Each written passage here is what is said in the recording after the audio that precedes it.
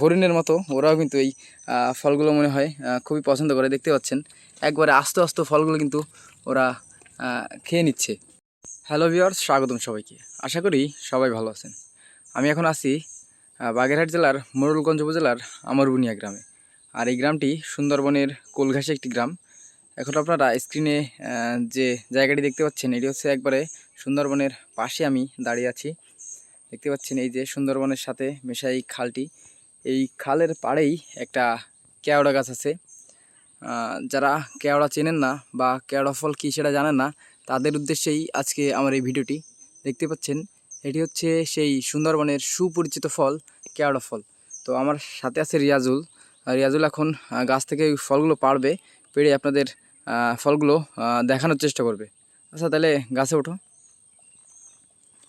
তো দেখতে পাচ্ছেন এই যে সেই কেওড়া গাছটি থেকে এখন ফল পাড়া হবে।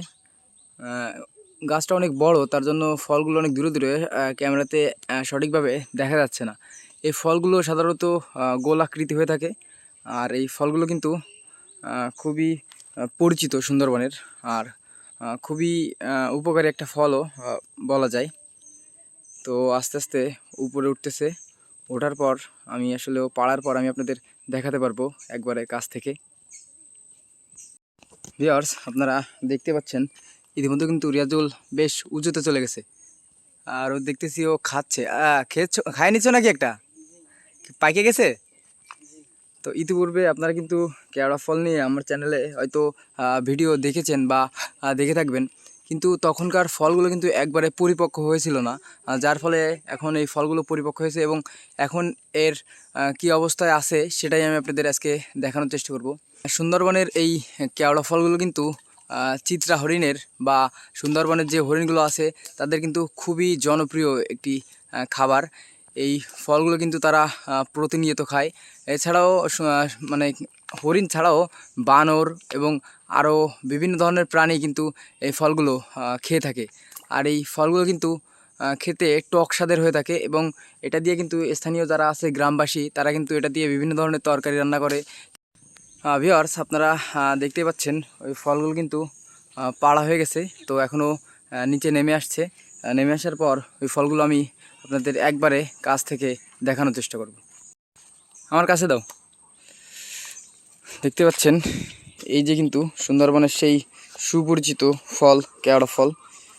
ফলটি দেখতে একবারে গোলাকৃতির, খানিকটা ডুমুরের মতো।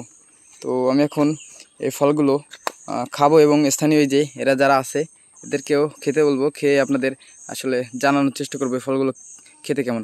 তোমাদের বাসা তো এখানে, তাই না? এই যে, আচ্ছা, এই ফল খাইছো কখনো তোমরা? কেমন খেতে? আচ্ছা, এখান থেকে ছেড়ো তো।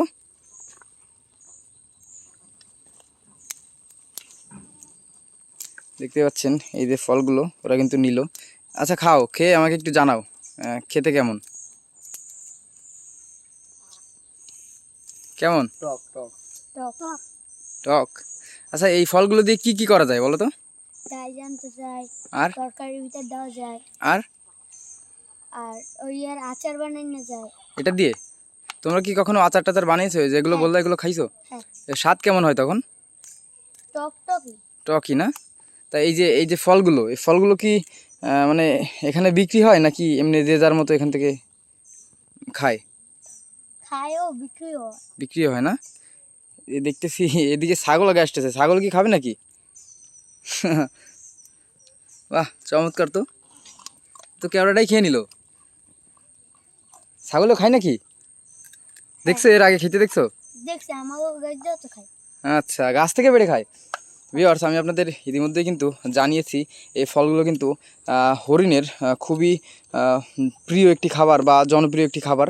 তো বলতে না বলতে দেখতে পাচ্ছেন একটা ছাগল কিন্তু আমাদের পাশেই ছিল। ওই যে আরও কয়েকটা আসছে, ওরাও হয়তো আমাদের দিকে এগুলো খেতে আসছে, দেখি ওরাও খায় কিনা।